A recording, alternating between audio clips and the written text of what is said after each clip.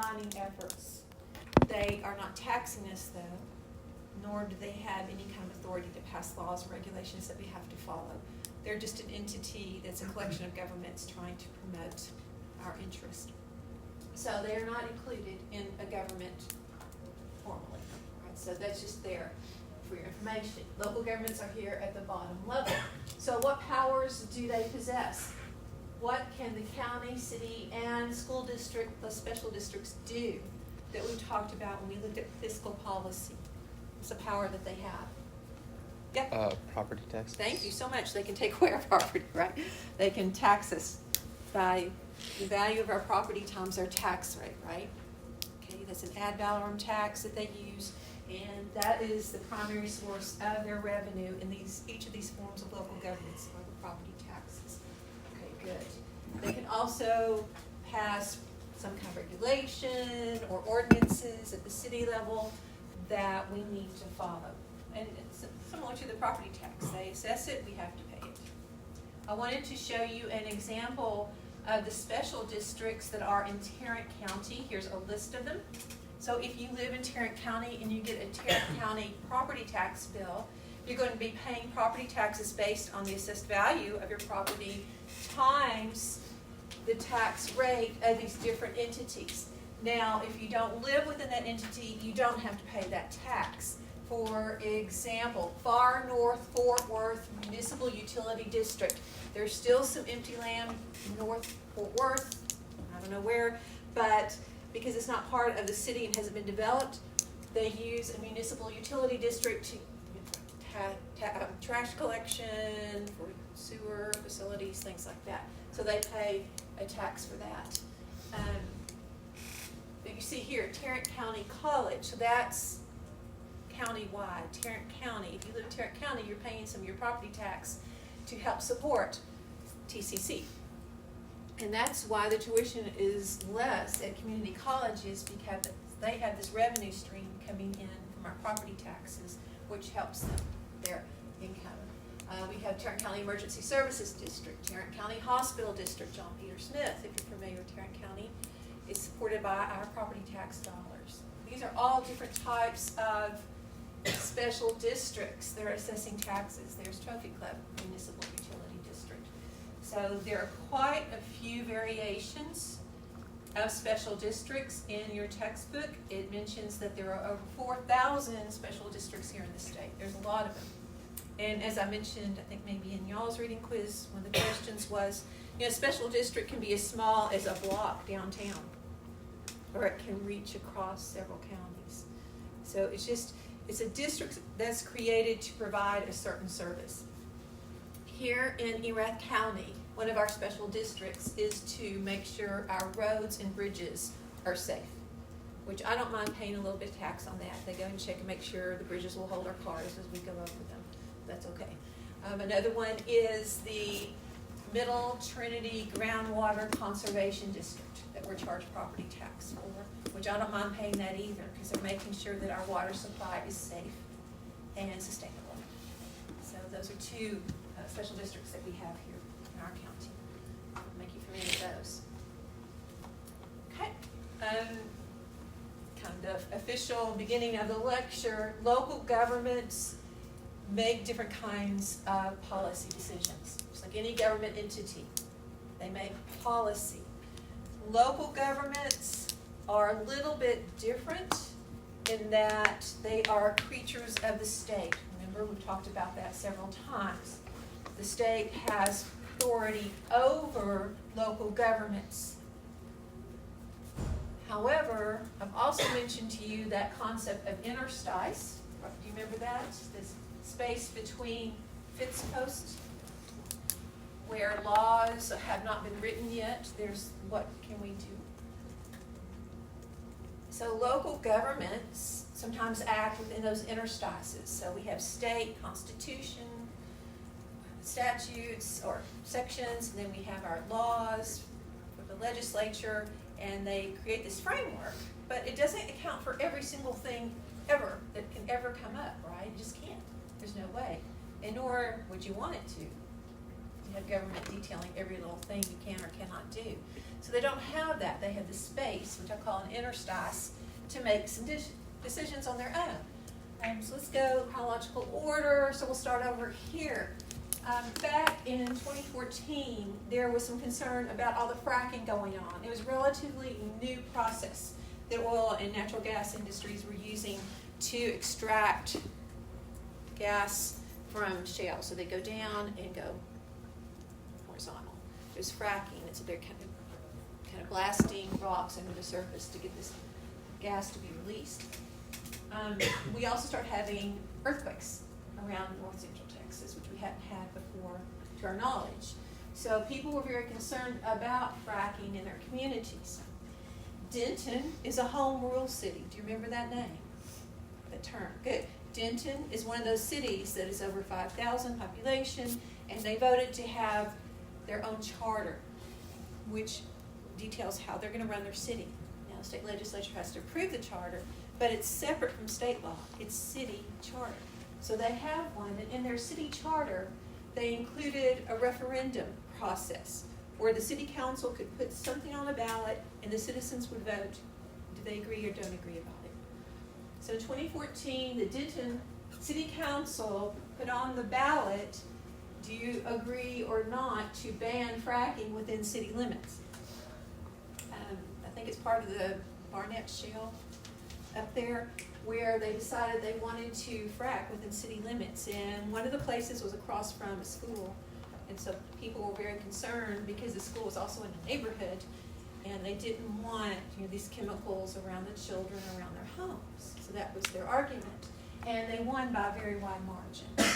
So because Denton, in its charter, gives the citizens power to have a referendum, the citizens of Denton decided, okay, we're going to ban fracking within our city limits. So that was 2014 when they made that decision. So it was the citizens protesting and blocking oil and gas company trucks from going to the land where they were going to start drilling. So it was a public kind of uprising. Well, when does our state legislature meet? Do you remember what years? Odd numbered years, good. So in 2015, the state legislature met, and they decided to pass a law prohibiting cities from banning fracking within their city limits. So, therefore, they have fracking within Denton city limits because, of course, the state trump, just like the federal government trumps states, states trump our local government. So, but that was an example of how these local governments have some autonomy within the interstices until the state tells them otherwise. So that was 2014. In 2020, y'all know that's COVID. This was a presidential election in 2020, and down in Harris County, the elections administrator had retired, like in the summer before the election was held. So they got a county clerk to step up. This is a relatively young guy. He's 34 years old, Chris Hollins, and he took over running the election in Harris County, 6 million people during COVID. So he was trying to avoid long lines at the polls. He was trying to give people a chance to vote and yet not come too close to other people, because remember at that time there was a real concern about that. So he opened up polls 24 hours. So some polls you could go to, if you got off work at midnight, you could go to vote at the polls. So that was an exception because normally polls close around 7 p.m. So he had a couple open, 10,000 people or so took advantage of that during this election. He also created drive-through voting, where he'd have canopies and parking lots and voting machines right there. You could drive through, you wouldn't have to leave your car, and you could vote. And I'm going to make sure I tell you, 127,000 people took advantage of that. So there were options for voting during a pandemic that people used. Okay, 2020. When did the state legislature meet? 2021. 2021, right. And so they prohibited doing this. Now, at the time, they filed some lawsuits, so they had to stop, oh goodness, what was it? There was one that was like dropping off your mail-in ballots at these different sites that weren't official, more or less. I mean, it's just like a mailbox kind of thing that you put your mail-in ballot in. And that they stopped. They tried to do that during the election, and then they had lawsuits, so they had to stop doing that. Those other two things that Chris Hollins did, they were used during that election, but no more. And in fact, in 2023, the next legislative session, they completely demolished the county elections official in charge of these elections. So Harris County doesn't have one anymore. It's the tax assessor in another office that does that. Huh? So it was allowed, the drive-through voting and the... Yes. And the... What was the other one? The all-night voting? Yes. But then they, after 2020, now it's not allowed anymore? Correct. Okay. Yeah. And same thing, if the fracking is now it's allowed? It's not allowed. Oh, it's not? Right. Okay. Oh, I'm sorry. It is, fracking is allowed within city limits. It's not allowed to ban fracking in city limits. Oh, okay. So they voted, they voted, Clinton voted yes, in case you said they can't do that. Correct. Gotcha. Yeah. So I'm just giving you examples of local governments Yeah. acting in those interstices, Yeah. and then the state government coming back saying, no, can't do that. And then, this is Colleyville, Grapevine Colleyville ISD. You notice that city, county, and then an ISD up here. I was trying to find examples. This was August 2022. This was when CRT, critical race theory, was a very contentious topic, and parents were very concerned about their school children being taught critical race theory. And also they were very concerned about elementary schools and what kind of books were accessible to their elementary school children. So this was a school board meeting in August 2022 when they were going to make decisions about those books in the school libraries and in the school classrooms, and did parents have authority to review them? So that was two of the things they were voting on. They were also voting on transgender students, and should transgender students have a dedicated bathroom to use, or should they go to the bathroom on their, according to the sex on their birth certificate? Also for UIL athletics, same thing. Should transgender students be allowed to participate on the team they identify with, or if it's on their birth certificate? So they were voting on all of those at the school board meeting. You can see how many parents are sitting there in that office, in that audience. It's unusual to have this many people in a school board meeting, but they're very concerned. And the school board voted on everything, voted yes to all that. So it's kind of like a package. Here, you have to agree to it all, or you have to reject it all. And they agreed to it all. So just an example, and that was upheld. They agreed to, which side did they agree to? Oh, sorry, for all of it. So parents can go into classrooms now and review the books that their children have access to. They can go into the libraries, and if they have concern, it will go to a committee who will review the book. Okay, and this is according to TEA policies. TEA set up these policies that school boards could adopt for both the classroom and the library. And then as far as transgender students, it is the gender on their birth certificate that they have to follow. Okay, and Yeah, then for for both. UIL, that probably says the same thing. Mhm. Okay. Yes, and this is at the school district level. Okay. Right. Now, we also had those kind of laws passed for transgender athletes at the state level, but that was within the school board too, before the state did that. Okay. And Yeah. that was agreed with by the state? Correct. Okay. Yeah, so that was upheld by the state. So just examples, what we can do at the local level. And when they go through each of those local government entities, so county governments are created by the state legislature. We have more counties than any other state, over 100. I mean, we have more counties than any other state, 254. The governance, though, no matter what county you're in, the government decision-making body is the same. You have 4 county commissioners. They're chosen in elections. Here in Erath County, we have place. Those place elections. I had a question on the reading quiz about place elections, where they don't have to live necessarily in that area, but here in Erath we do. But sometimes with place elections, you just vote for 4 people, 4 commissioners, and they can all live in the same neighborhood if you vote for them. Okay. But it's just 4 commissioners. No matter how big your county is, 4 commissioners and 1 county judge comprise the county commissioners court. So I think he said commissioners court. kind of a misnomer, right? It's not really a court. It's the decision-making body for the county. But it's called the County Commissioners Court, and it's headed by the county judge, which we learned last week is elected in a partisan election, right? But the county judge oversees that. And that was our former county judge. Brandon Huckabee is now our county judge. I need to replace that. But there are 4 commissioners sitting around the table making decisions for our county, Erath County.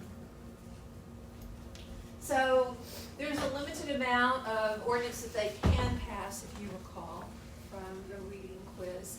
They do determine tax rates and the budget for the county. Now, primarily, the county governments are arms of the state, administrative arms of the state. So they administer state and local funds. So the state of Texas will send them money to implement policies they want to see implemented across the state. Huh? What does SMDP stand for? Oh, thank you. Single member district partisan elections. Thank you.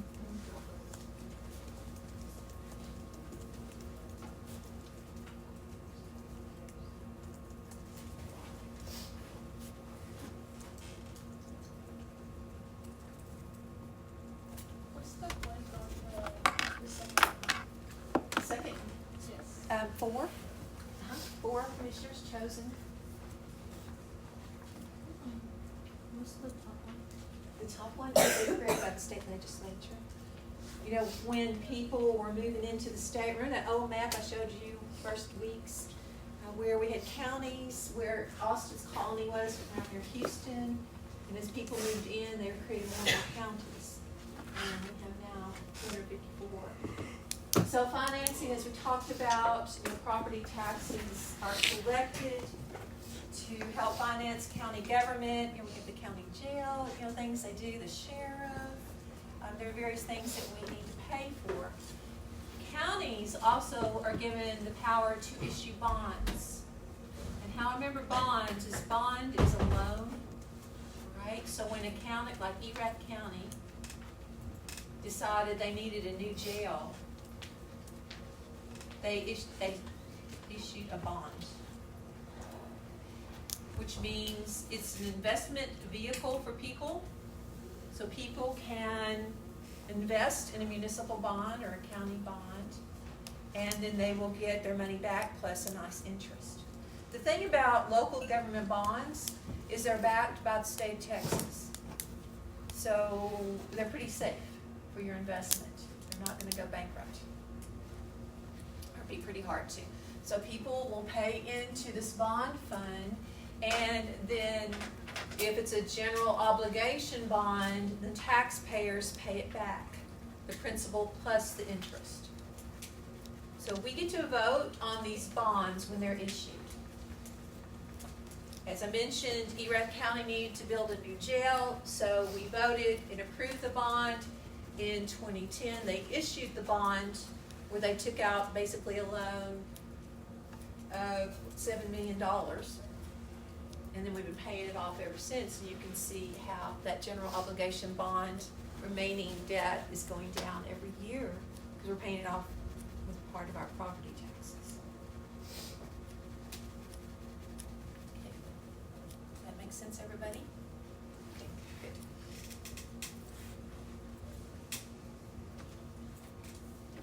And just a comparison across counties. I showed you this before. This data with Harris County has a population now, I think it's getting closer to 6 million, but at this time it was 4.7 million. They have a lot of revenue coming in because they have so many people, but then when you compare that to Loving County, Mentone as county seat, they're just not going to have that much money. And yet we have the same kind of government structure. We have 4 county commissioners in Loving County, Uvalde County, Harris County, Travis County, the same. So if you can imagine, the 4 commissioners in Harris County are having to make quite different decisions than the 4 commissioners in Loving County. So it's interesting, it's the same government structure no matter where. Also, I just put this here because this is from the Texas Alcohol Beverage Commission, and they keep track of counties and counties voting wet or dry as far as alcohol sales go. When I first moved to Stephenville, you could buy beer and wine at H-E-B, but there are no liquor stores at all. And we had a bar that had to buy a license in order to serve alcohol. But now, we voted to open it up, and we're more red. It's interesting, because similar to marijuana policies, local governments, cities can decide differently than the county on if they want wet or dry. So it's kind of an evolving process, a patchwork of policies like our marijuana legislation. Okay, so creation of cities. Cities may incorporate. So you have a community that's kind of in a rural community, but they want to form their own city. They petition to what commissioners? The next level up. County, perfect. County commissioners, because the county kind of oversees, okay, where are the boundaries, where are the city limits of the other cities in the community. So the county commissioners will determine, okay, legally, can they incorporate and form their own city? So it's the county commissioners. General law cities, we have about 70% of the cities in our state are general law cities, where they follow state laws. They have to abide by what the state tells them they can do in the municipal code. Okay, so governance is specified in the Texas local government code. They have to follow what Texas tells them they can do. However, if a city reaches how much population? 5,000. Very good. Yeah, they can create a charter, put it before the people in the city, and if a majority agree to that charter, then they can send it to the state legislature, and they get approval from them, and they can be a home rule city. Home rule cities, if you remember from the reading, can charge more for taxes. Their property tax rate is a higher limit than the general law cities. So they are able to issue higher taxes and do more things, obviously, with more money coming in. Home rule cities also have a bit more power. They used to have a lot more power about annexation, about annexing communities nearby to be part of the larger city. So that can increase their tax base and help them out. And an older image of Stephenville City Hall now. You've got a nice mural on the side, and you get a new picture. So this is our city council, Stephenville City Council, image of them. It's a little bit dated. We have two forms of government here in Stephenville. Ours is council manager. Now, many small towns just have a mayor and a council, but if you get big enough, you're going to need a city manager to kind of manage the day-to-day activities within the city. One of my students is interning for the Stephenville City Manager right now. It's just so exciting that they're enabling her to go to lots of city meetings with them and get a real insider view of what's going on in city government. I think that's wonderful. So city managers are important parts of city government when it reaches a certain level. Mayor councils, though, are the most frequent kind of government in the state. Now, what's interesting, though, is Houston is the only large city in the state, and maybe even in, well, I can't say the country, but it might be, just a mayor-council form of government. So they're an anomaly. Can you explain the difference between mayor, council, and council manager? Well, so mayors can either be, a mayor and a council manager form of government is there. You know, like we have a mayor in Fort Worth, and she sits with the city council and is part of the city council, but isn't above the city council. So it's just like one of them. Whereas with the mayor council, the mayor can have power with the council to veto what the council wants to do. So they have more authority. So in a council manager kind of government, the mayor it's more like a chief of city, if you Will kind of represents the city, Yeah. yeah, but the council's making the policies. And Makes the sense. mayor participates in that. And then the manager makes sure they're being implemented. Whereas I think, with smaller, probably the mayor makes sure they're being implemented, as the head. So taxes for the city, primary source, the revenue is property taxes, very good. They can also assess sales taxes, just like the county government can. There are several things you can use sales taxes for if you're a city. So here in Stephenville, we take some of the money for just city needs, and then the sales taxes that we assess at the local level go for CETA, or Stephenville Economic Development Authority, to promote the city and its development. Again, with Fort Worth, sorry, I just know more about Fort Worth, they use some of their sales tax to help law enforcement. So there's just several ways you can use it if you're a city. Hotel occupancy, we talked about that before, is a good way to raise funds because it doesn't tax the citizens, it taxes our visitors. So often that's a way you can raise taxes without hurting your vote share. Okay, fees, fines, and then also, general bonds, and on there, I put down general obligation and revenue. So general obligation, do you remember what that means from your reading? Citizens pay with their taxes, interest and principal. Very good, yes, so we're on the hook basically for paying it back through our property tax. Good. What is a revenue bond?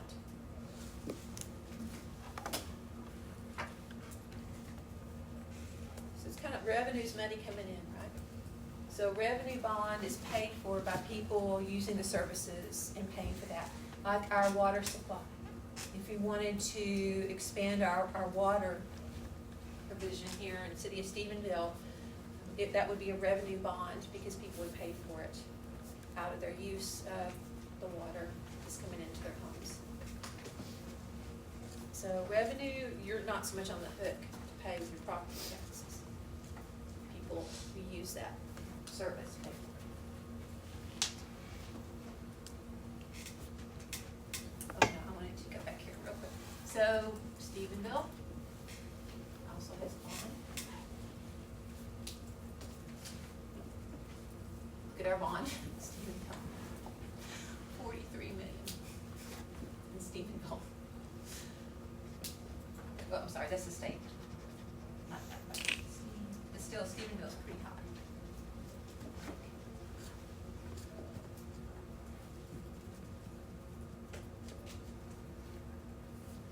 So you can see we had a bond, 2022 bond election that was positive. So we had an increase in our bond that we took out.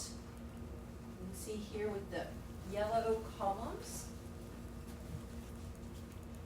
Those are tax supported or general obligation bonds. Our revenue bonds are in the red. So what we've got now is all tax supported. Let's go down a little bit and you can see by what purpose. Why do we have this huge bond? So recreation, water related, general purpose, refund, and transportation, streets, on the streets, etc. We gotta get the money. And these local governments, they're collecting property taxes from us, probably not putting a lot of that into savings, probably using that to provide services for us. So when something happens, when they need to spend a lot of money to rebuild the streets, to rebuild the infrastructure under the streets, to update technology for the police department, where's that money gonna come from? Bond. So it's just part of just what they need to do in order to provide these services.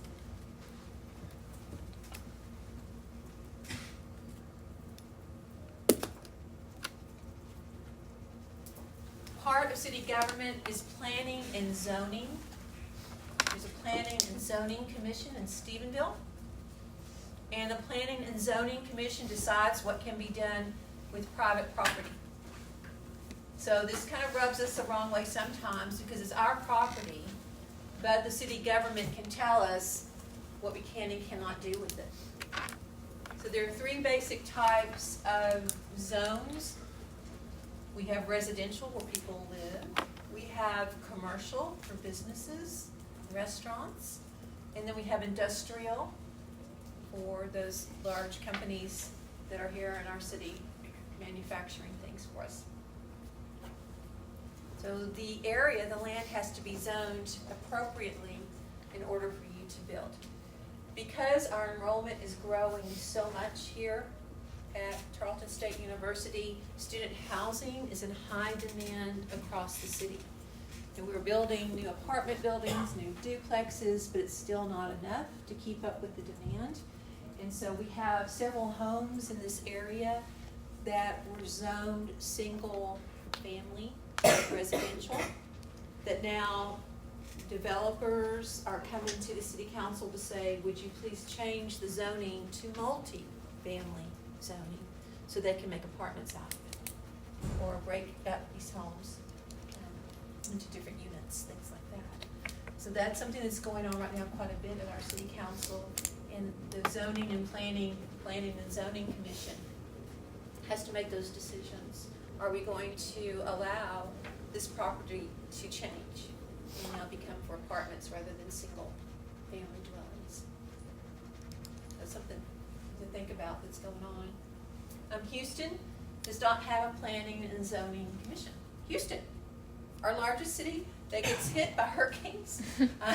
They don't, they just use code is what they say, but the thing is Hurricane Harvey and Houston. Houston allows development in floodplains where you have a 1 in 100 chance of getting flooded every year. So, I don't know, but people talk about Houston not having a planning and zoning across the country. It's something. Like, why would the people build there if they I don't know, their house is gonna get right? flooded? Like, that's entrance. Mm-hmm. Okay, independent school district's the most common form of special district. We all live in a school district across the state.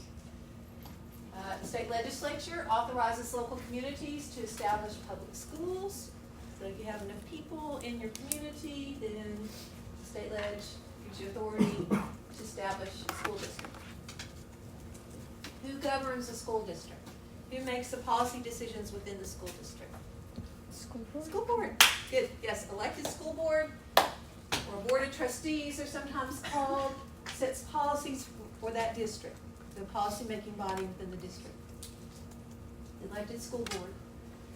Elected school board then hires the person in charge of day-to-day operations, which would be the superintendent. You got it. Awesome.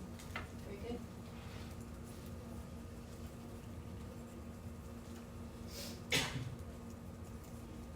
Financing for our public schools, the state gives about 42%. Federal government gives about 10%. And property taxes is 48%.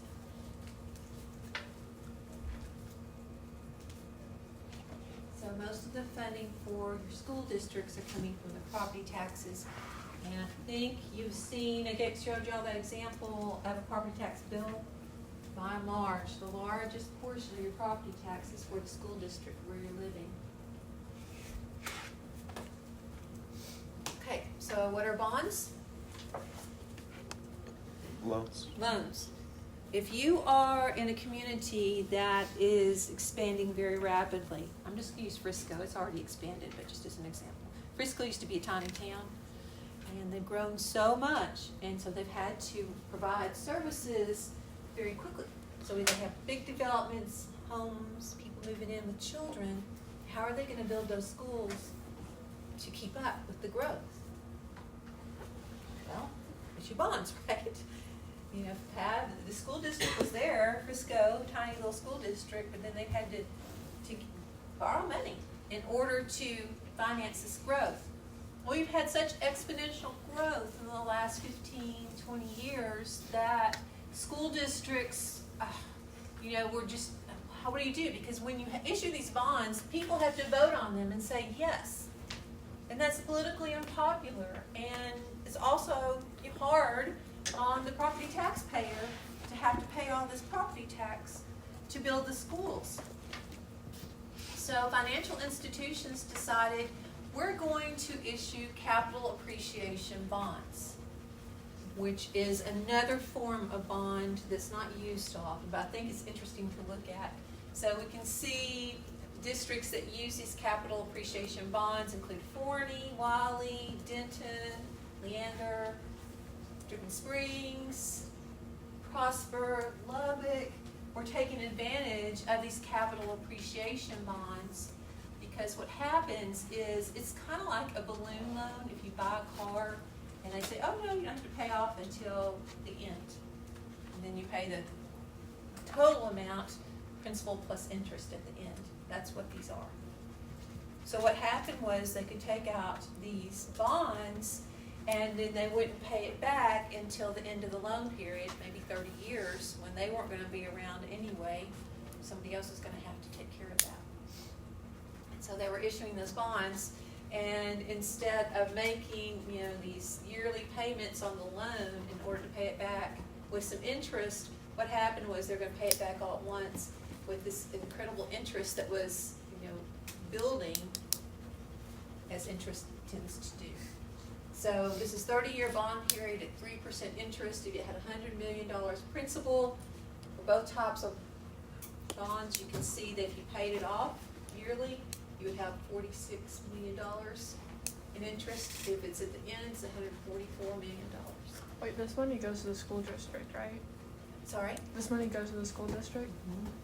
A lot of school districts are using these because they were easy to do. You just don't have to pay it off until later. What happens if they just don't pay it off? Like, because they can't even foreclose on a school?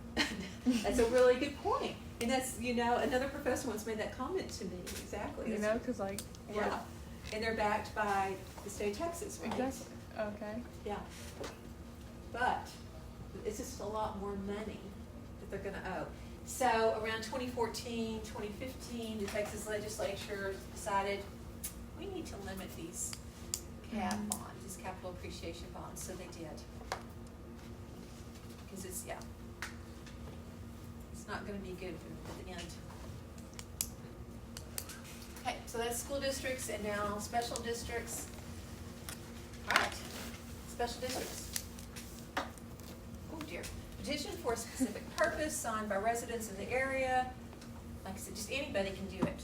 Downtown businesses can create their own special district in order to collect taxes and spend it on things like beautification or crime control, things like that. They do that. So the state legislature authorizes a special election to create the special district. Majority vote approves it, and then taxes can be collected from whoever's in that special district. Boards govern the special districts. As mentioned, here in Erath County, we're part of the Middle Trinity Groundwater Conservation District. There's the aquifer, the water supply that we're using. That is helping us. That's just a map of that. Financing special districts, collect property taxes, user fees, and guess what they can issue? Bonds. If they need capital for a project. Special districts are often called shadow governments just because we don't know they're there to our property tax bill for us. And you can look, boards, though, they're local people on these boards who are making these decisions.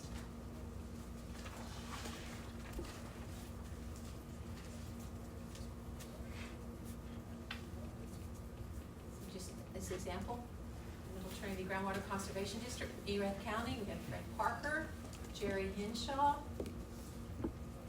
Joe Alcon. So these are people you may have heard. I mean, these are your neighbors. These are people who are serving on the special district board. That's one thing about local government. It's fewer people. It's easier to get involved. It's easier to have an impact. So your votes are weighted much more heavily for these local elections, especially since only about 10% eligible voters will go and vote. So we could have a big influence. This is an example of how home developers can use special districts in order to take advantage of the system. This happened down in Houston. So let's go ahead and wake y'all up a little bit. I'm gonna ask, can you see the first step, number 1, and then read, and we'll go down the row, 1, 2, 3, 4, 5, 6, 7, please. Thank you. 2008 developer CW Richmond owns 519 acres of empty fields in rural Fort Bend County. Thank you. So am I reading 2 at the bottom? Uh-huh. Okay. Thank you. The developer hires a law firm to help it set up a municipal utility district, or MUD. Thank you. And what is, I'll just say, what is the municipal utility district? What kind of local government is it? Special That's a district. special district, right? And a special district has power to Property taxes. property tax. Thank you. Okay, number 3. Creation of MUD requires a favorable vote by residents. The law firm recruits 2 new residents. Okay, notice, this is a empty field. So he's collecting the taxes, but he's keeping the money. Yes, that's coming, right? But he's got to. That's genius. I I mean, it's know. evil, but it's genius. But look at this. There's nobody living on the land. So they got a trailer and they moved it onto the property. Couple was living in the trailer. They're paying for them to live there. Oh my goodness, it's fraud. No, it's not. I mean, It seems like it, doesn't it? But no, it's perfectly legal. it's illegal fraud. No, it's just a fascinating case. That's of the crazy. power. Did he get away with it? Yeah. Oh, yes. Yes, okay. So it goes Oh on. my gosh. All right, so number 3. So they've got 2 people living on this land now where the developer wants to build a development, housing development. Number 4? Or number 3? Are we at 3? I read Okay, good, thanks. Okay, so the 2 people are living there? Joe and Claire Williams are moved onto the property so they can vote for the community. Right, so it's 2 people. Can I vote for it? All right, next. The Williams's vote is successful and the MUD 187 is created. Yep, thanks. Okay. The law firm is hired to represent the MUD. Yep, there you go, okay. So we've got a special district that's been created by vote of 2 people, but it was a majority vote and they agreed. All right, so now we have this special district for this property, this land in Fort Bend County. All right, so next, where'd you go? Yes. The MUD sells $24 million in bonds to pay for roads, water, and sewer lines and other improvements. Okay. Can they do that? As a special district, they sure can. Thank you. Right. As a result, the owner of a 130,000 home in Del Webb, Sweetgrass now pays $1,260 in property taxes annually for debt service on the bonds. Okay, thank you. Did they ever actually build those roads and stuff? Oh, yeah. They So did? You can look online. They're lovely homes. So at least they did give back to the community somehow. A little bit. I mean. Right. But it was mentioned, we talked about this with PPPs, remember, public-private developments? Uh-huh. So this is a private entity, it's a developer who wants to develop homes, Mhm. and then it's a rural community, so how is he going to get the infrastructure, the roads and Mhm. water lines, et cetera, to pay for it? Well, I think genius, right? Get 2 people to vote on forming a special district, and then the special district then issues $24 million in bonds. So the private developer uses that money to lay pipelines and lay the Mhm. streets and get all the infrastructure and then builds homes so people can come move there and make money, Mm. right? But the thing is, the people, therefore, who live in that community are on the hook for their property taxes to pay back that money. So that's what's going on. All right, you 3, would you mind reading, please? Starting with 9. the law firm is hired to represent a separate levy improvement district as well. We good? Yes, Liz. The LID sells 10.8 million in bonds, raising property taxes another $650 a year. Yeah, thank you. So it's just an example. One of the professors that I worked with in grad school studied HOAs and how home developers use laws to help them develop, and get their homes out there to sell. I mean, it helps. It has pros and cons to it, absolutely. It's interesting.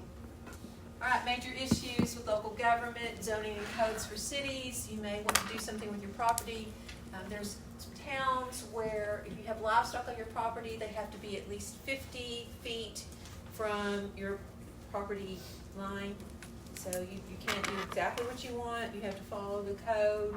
And maybe you're living in a residential area and they rezone it for multiple families to single families. That changes kind of the dynamics of your neighborhood. So, but things like that are major issues in local governments. Economic development. One thing that local governments really need to do is to encourage economic development. It expands their tax base, helps them do more things, it keeps their economy vibrant. So they want to make sure that they're attracting companies to come in, keeping their students living in the community or people who've grown up living there and contributing. Annexation can be a problem when you live in a small community and a bigger city wants to annex you. Now, thankfully, in my opinion, the state legislature passed a law where the people living in that community have to approve it. They have to agree to be annexed before they are. Aging infrastructure. Oh my goodness, y'all know how technology, our technology is obsolete so quickly. And we need to update, and there's constantly new things that can help us with crime prevention and protecting our law enforcement. So they need to be updated, cost a lot of money. More people we have, increasing demand for public services. And then I've got state, federal laws that have unfunded mandates, such as immigration policy.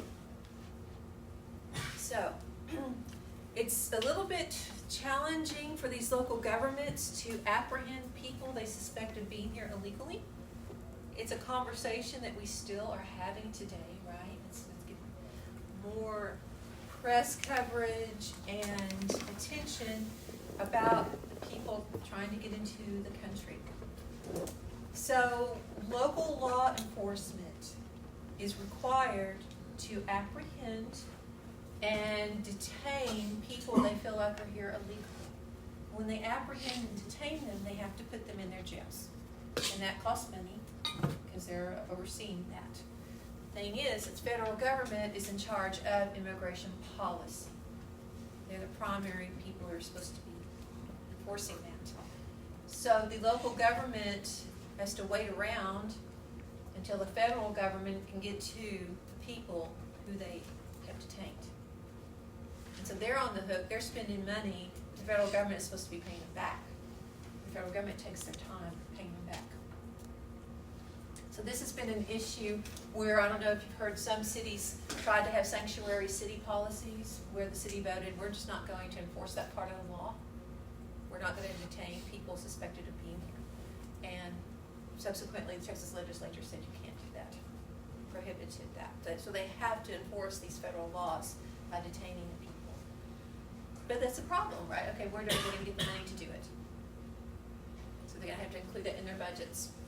So revenue and debt, of course, they can't spend like the federal government, they can't deficit spend. And then y'all remember pensions, right? So part of the budget goes to putting those contributions in the pensions so everybody can get their check when they retire. So those are major issues we have. Reforms, encourage economic development. Okay, bring them in. We have bigger tax bases. We get more money that way. Privatization, the PPPs, toll roads, annexation, regional governments, limiting unfunded mandates when state and federal government tells us what to do, not give us the money, and then more latitude in the use of resources, maybe home rule for counties. Okay, so I just really believe we've got some I'm done. Yeah.